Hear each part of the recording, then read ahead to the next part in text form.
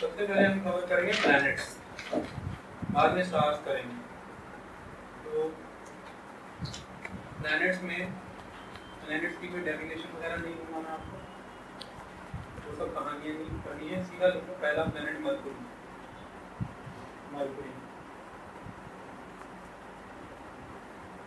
Bullets बना अपना भी पॉइंट लिखना bullets. It is the innermost and smallest planet in the solar system.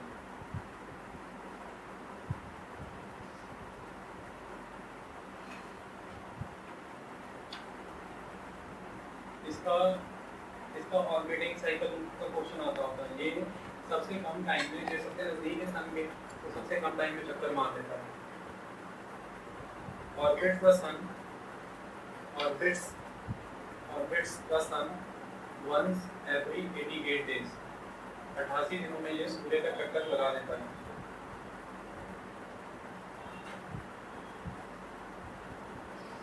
Orbiting the sun once every, सुबह का जो डाउन लाइट होती है ना, और जो शाम की ट्वाइलाइट होती है, इसे डाउन लाइट और ट्वाइलाइट के दौरान देखा जा सकता है। सिर्फ और सिर्फ तभी देखा जा सकता है। देखो, इट कैन अगला पॉइंट देखो, it can only be seen in morning or evening twilight।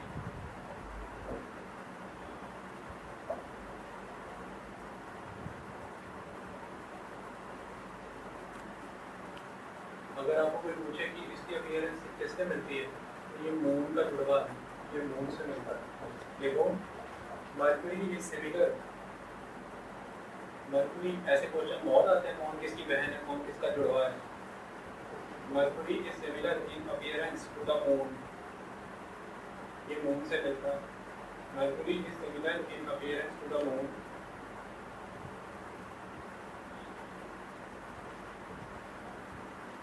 ना तो इसके कोई सैटेलाइट है, ना तो इसका कोई एटमॉस्फेयर है। सेकंड अगला point, it has no natural satellites and no atmosphere.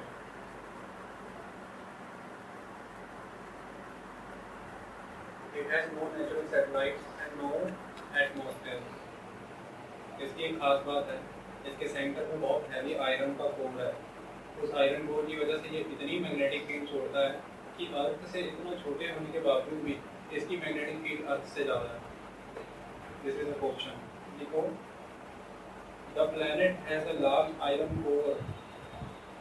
The planet has a large iron core which generates a magnetic field about 0.1% as strong as that of the Earth.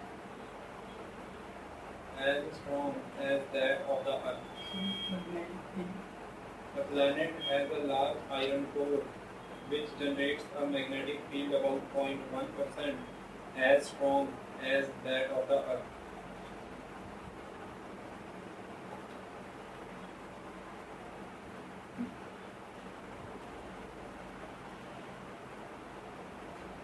अगला point है, it is a very dense planet. Okay, सुनो, इतना छोटे होने के बावजूद भी इसकी डेंसिटी सेकंड हाईएस्ट है। लिखो, the density of the planet is the second highest in the solar system। The density of the planet is the second highest in the solar system, only slightly less than Earth density। Earth की density से हल्के से कम है बस। The density of the planet is the second highest in the solar system, only slightly less than Earth density। Okay? ये है Mercury के related points, इतने ही बहुत हैं। आगे लिखो, 4-5 लाइनें छोड़ देनी है, गैप देना है। अब है Venus, second planet Venus. Series में लिख रहे हैं हम, सबसे नजदीक है मरकुरी, अगला है वीनस।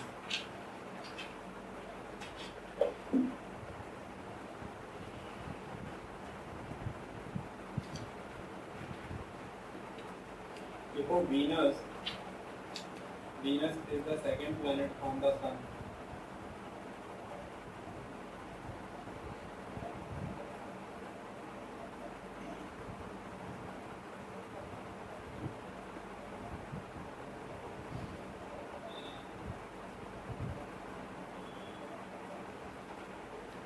देखो वीनस, सुनिए, जितने भी हमारे प्लैनेट्स हैं वो सन के अराउंड जो चक्कर लगाते हैं तो वो एलिप्टिकल पाथ पे लगाते हैं। इन सबसे ज़्यादा सर्कुलर पाथ वीनस का पाथ ऑलमोस्ट सर्कुलर है, ठीक है। देखो Venus orbit is the most circular of that of any planet.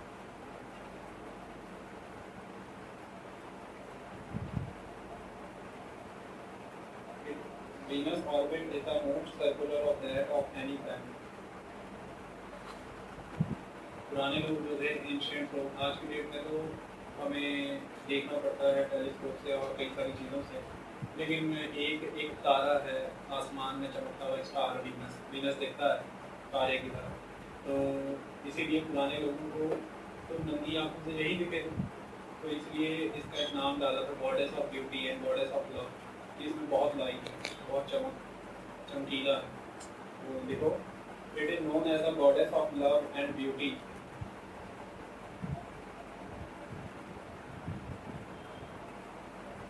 It is known as the goddess of love and beauty because it is the brightest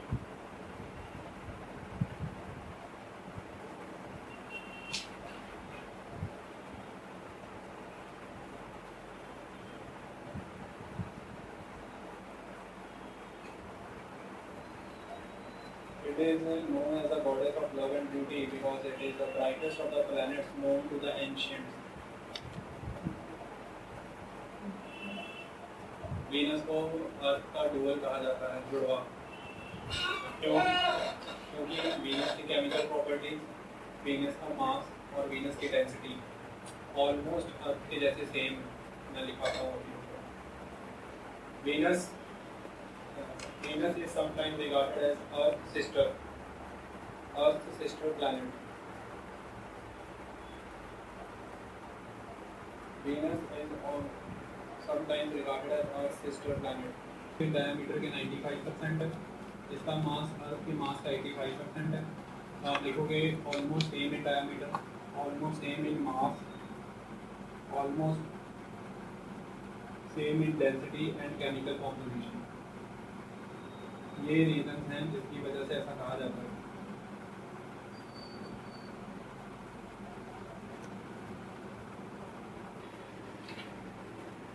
देखो both earth and Venus,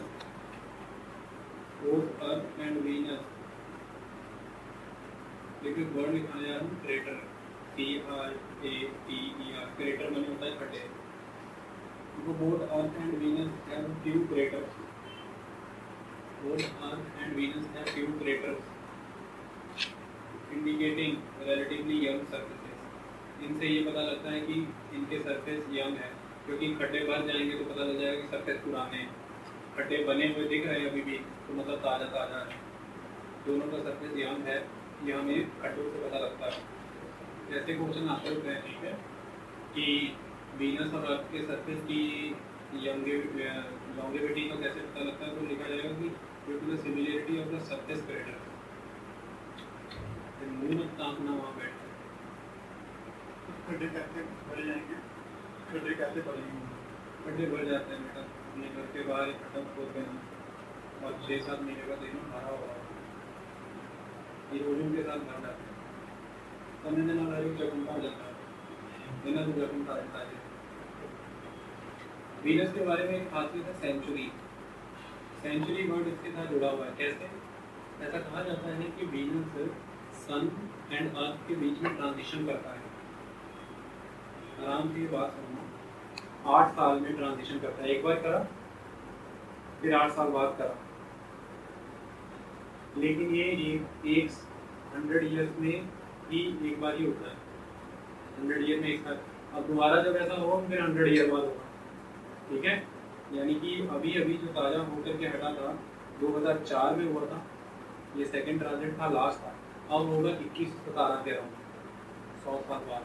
तो इसलिए क्योंकि ये century 100 साल को century कहते हैं, century basis पे होता है, इसलिए इसको सेंचुरी 1, सेंचुरी 2, सेंचुरी 3 ऐसे डिसाइड करते हैं। तो ये किससे जुड़ा हुआ शब्द है? वीनस। तो देखो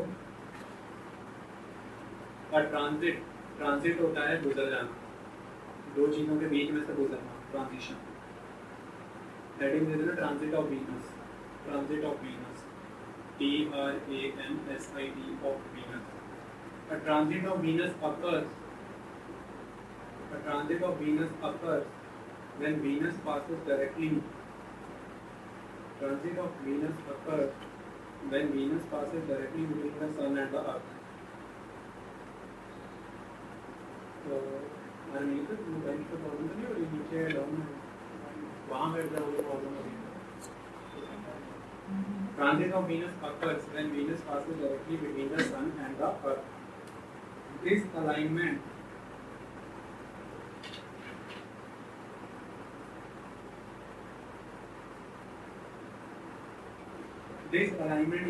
is rare, मतलब ये बहुत ही विलक्षणापन है। This alignment is rare, coming in pairs. This alignment is rare, coming in pairs that are 8 years apart. That are 8 years apart, but separated by over a century.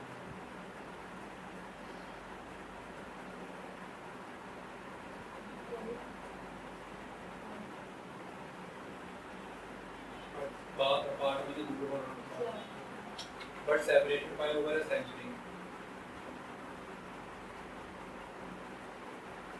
ये Asia में India, Philippines, Australia, north America में सारी जगहों से देखा जा सकता है। ये भी इसको 8 इयर्स में मारता है, ट्रांजिशन करता है ना, 8 इयर्स में ट्रांजिशन मारता है सन और अर्थ के बीच। समझ नहीं है? अब नहीं मेरे को जरूरत है और फिर बोल रहे 100 इयर्स। हाँ समझा नहीं था कौन 8 इयर्स और 100 इयर्स 100 साल में होगा एक बार ऐसा, हर 100 साल पे एक बार ऐसा होगा। सिंपल सेंचुरी सेंचुरी पे होता है। डाउट क्या है? 8 इयर्स पेयर्स में होगा, 8 साल 8 साल फिर 100 साल का, ठीक है। होगा कोई यूनिक ऑर्बिट का फंडा होगा, क्योंकि चक्कर ये हो जा रहा है ना, अर्थ भी तो घूम रही है, अर्थ भी तो रुक नहीं रही, वीनस भी अपनी स्पीड से घूम रहा है, दोनों की ऑर्बिटिंग की स्पीड डिफरेंट है, तो उस वजह से एक कॉम्बिनेशन बनता होगा। क्योंकि अगर वैसे देखा जाए तो सन और अर्थ के बीच में मून तो आता ही रहता है ना, मून इसीलिए कभी बड़ा होता है कभी छोटा होता है ना, 27 दिनों के अंदर अंदर चक्कर का, लेकिन एक लोकेशन ऐसी खास बनती है जो लूनर एक्लिप्स बनता है। ये सेलेस्टियल कंसेप्ट है कि कब एक लाइन में आ जाएंगे तीनों, ठीक है। जैसे अर्थ के केस में जब ये ऐसा हो जाता है, सन मून और अर्थ एक लाइन में आते हैं, उसको कहते हैं सीज़ीगी, सीज़ीगी SYZYGY करवाऊंगा, वो भी अभी नहीं, आज या कल उसको भी करेंगे। तो ऐसा कोई समीकरण बनता होगा सेंचुरी में, वही बात सेंचुरी में होता है, मतलब 1 साल का लॉट खत्म हो गया, 100 साल का लॉट खत्म हो गया, अब अगले 100 साल में होगा और 100 साल बाद ही होगा, ठीक है। चलो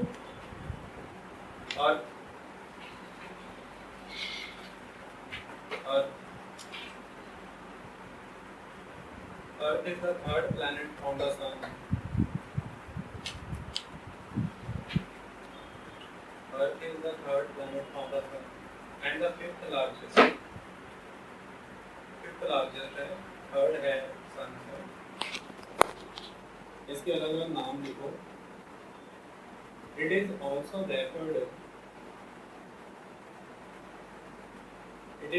referred to as planet Earth, comma Gaia, GAIA, Gaia,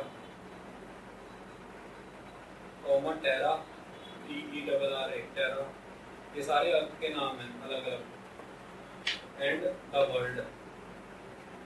It is also referred to as planet Earth, Gaia, Terra, and the world.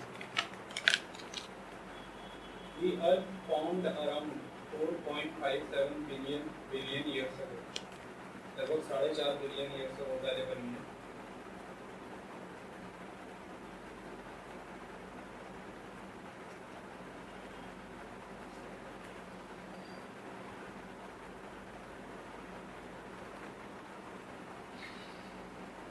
देखो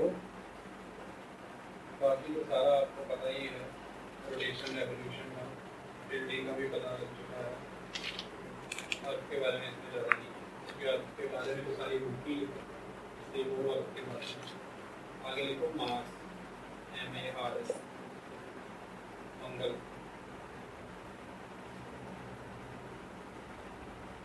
देखो Mars is the 4th planet of the sun।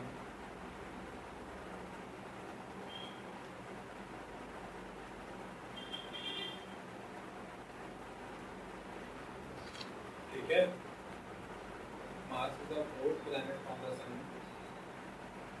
The planet is named, the planet is Roman जो God हुआ करते हैं ना, Roman योद्धा, जो Mars कहा जाता है, मतलब उनके जो गॉड ऑफ वॉर लड़ाई के गॉड को। The planet is named after Mars, the Roman god of war, the Roman god of war।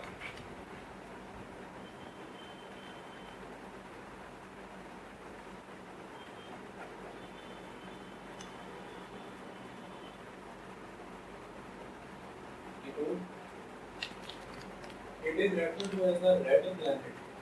इसको लाल प्लेनेट भी कहते हैं, लाल दिखता है, मंगल ग्रह लाल दिखता है। It is referred to as the red planet because of its reddish appearance as seen from the earth। जब आप अर्थ से देखोगे तो ये लाल नजर आएगा due to the iron oxide, इसमें बहुत बड़े पैमाने पर आयरन ऑक्साइड है, इसकी वजह से ऐसा दिखता है।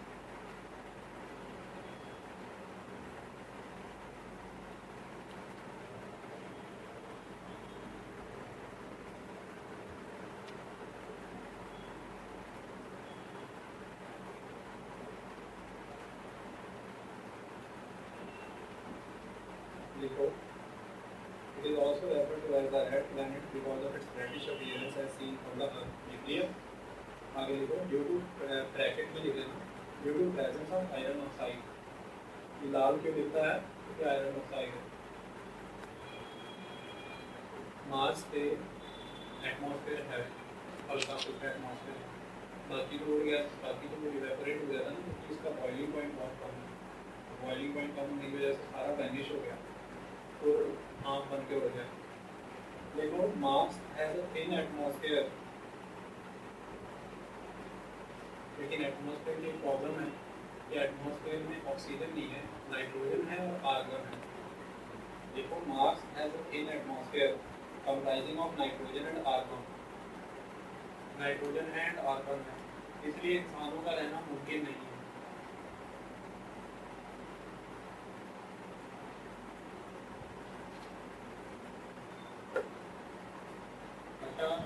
यहाँ पर ना एक वर्ड यूज होता है मार्स के मामले में, ओलंपस मून, ओलंपस मून। ठीक है, ओलंपस मून से इसलिए वर्ड यूज होता है ना, सो ओलंपस माउंटेन है ग्रीस में। तो ग्रीस और रोमन लोगों ने ही मार्स को बहुत ज़्यादा इम्पोर्टेंस दी है, तो ऐसा कहा जाता है कि सोलर सिस्टम के सबसे हाईएस्ट माउंटेन्स मार्स पे ही हैं, और उसको नाम दिया गया Olympus moon. Olympus moon are the mountains of the Mars. Mars ग्रह पे जो माउंटेन पाया जाता है उनको कहते हैं ओलंपस। देखो,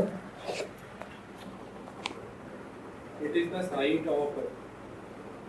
site of Olympus moons, OLYMPUS, Olympus. It is the site of Olympus moons, comma bracket में लिख लो, कॉमा क्या लिखना है, ब्रैकेट में लिख लो, the highest known mountain in the solar system,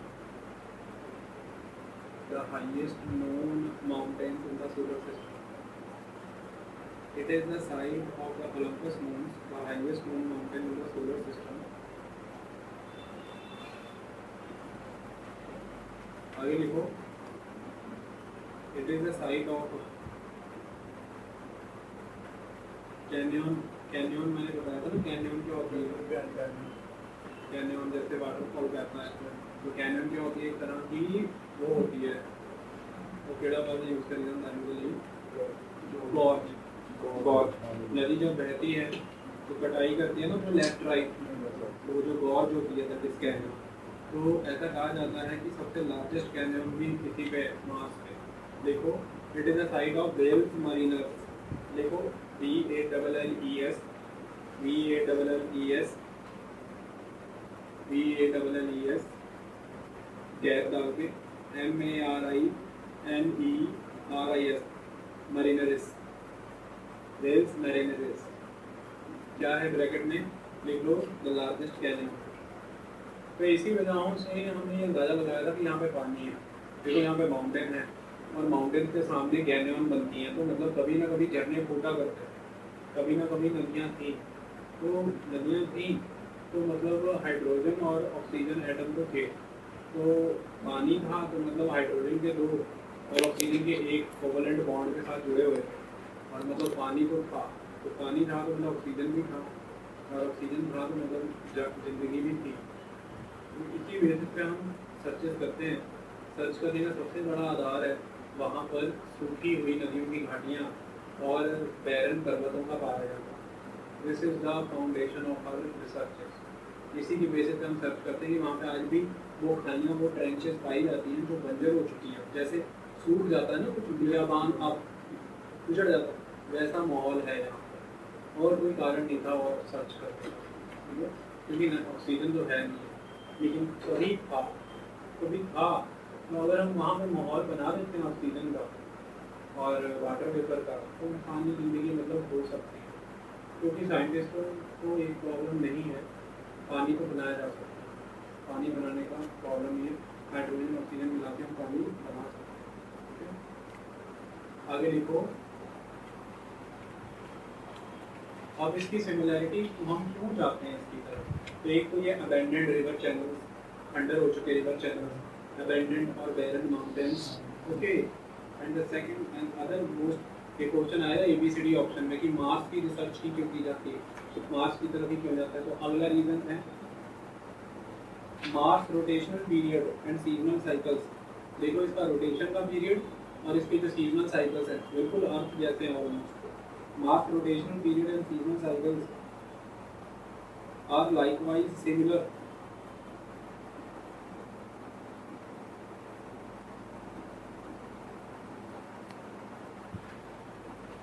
Mars rotational period and seasonal cycles are likewise similar to those of the Earth. ये लगभग सेम है अर्थ के जैसे, है ना। आगे हैं of all the planets, छोड़ो इसको बोली ना,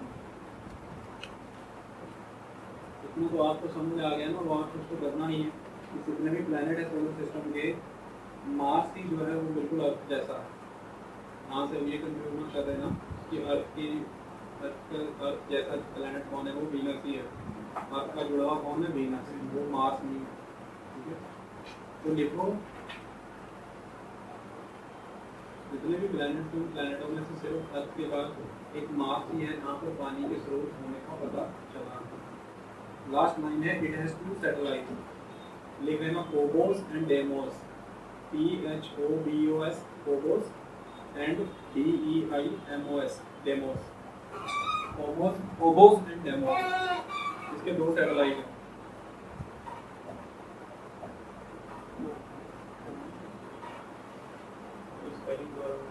PHOBOS Phobos and DEIMOS demos.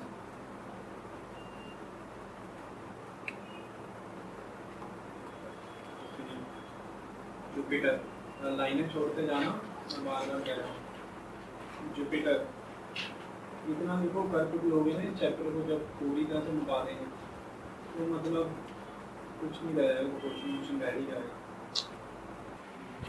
Jupiter it is the Lord of haven, सबसे बड़ा प्लेनेट है और इसे ब्रह्मांड का सम्राट कहते हैं। देखो Jupiter is the fifth planet from the sun and largest planet of the solar system.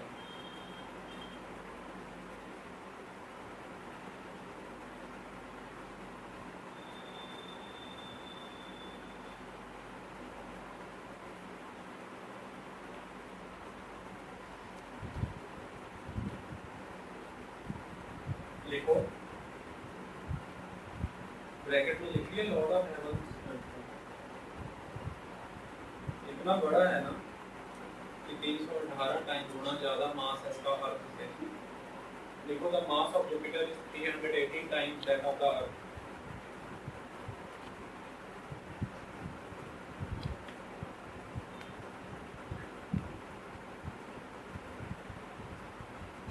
अगर आपसे कुछ पूछे कि हमारे सोलर सिस्टम में ब्राइटेस्ट ऑब्जेक्ट कौन से हैं, तो सबसे ब्राइटेस्ट ऑब्जेक्ट है सन, फिर है मून, फिर है वीनस, वीनस मैंने कहा दिख रहा था तारे की तरह, और चौथा है जुपिटर।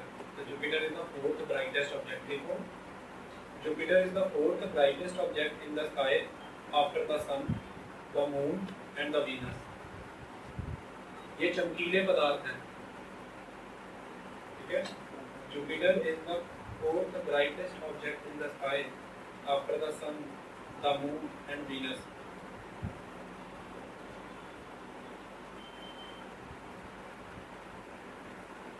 इसकी एक और खासियत है, ये सन से जितनी एनर्जी लेता है ना उससे डबल दे देता है। इनकमिंग का अपना आउटगोइंग ज़्यादा है, तो जुपिटर ठंडा भी बहुत है, याद रखना। दूर भी है सन से दूर होने के कारण। तो लिखो it gives off more energy than it receives from the sun, क्योंकि इसके जो कोर है ना उसके कोर में हीट बहुत है। It gives off more energy than it receives from the sun because of heat inside it.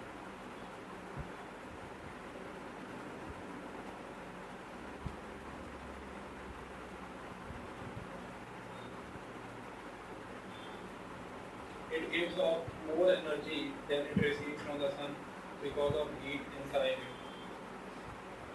और अगली लाइन लिखो जुपिटर, सैटर्न, यूरेनस, नेपच्यून।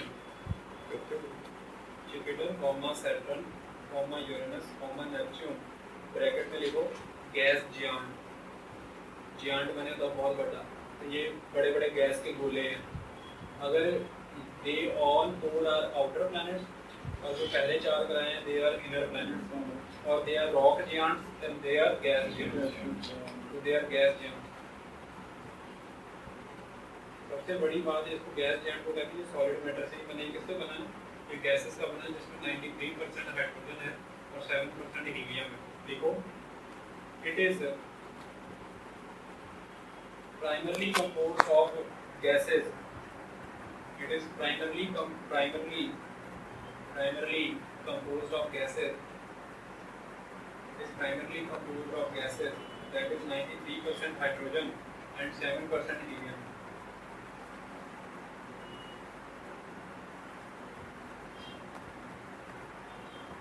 लेकिन इसकी एक खास बात है, इसका जो कोर है ना, इसका जो सेंटर है, that is rocky, वो कोर रॉकी है।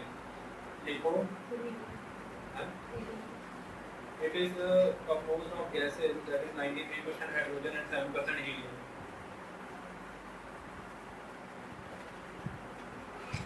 It may also have rocky core of heavier elements.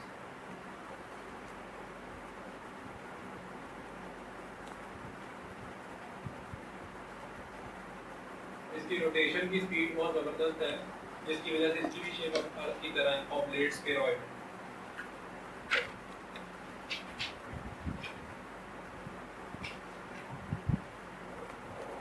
आगे लिखो सैटर्न।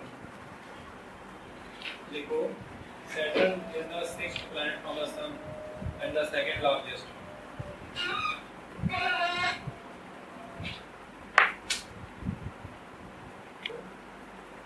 किसने ढूंढा है सैटर्न को सबसे पहले? बहुत ही महान एस्ट्रोनॉमर थे, एस्ट्रोलॉजिस्ट थे, साइंटिस्ट थे, एजुकेशनिस्ट थे, गैलीलियो गैलीली। देखो Galileo was the first, Galileo ने टेलीस्कोप का निर्माण किया याद है। Galileo was the first to observe it with a telescope. Galileo was the first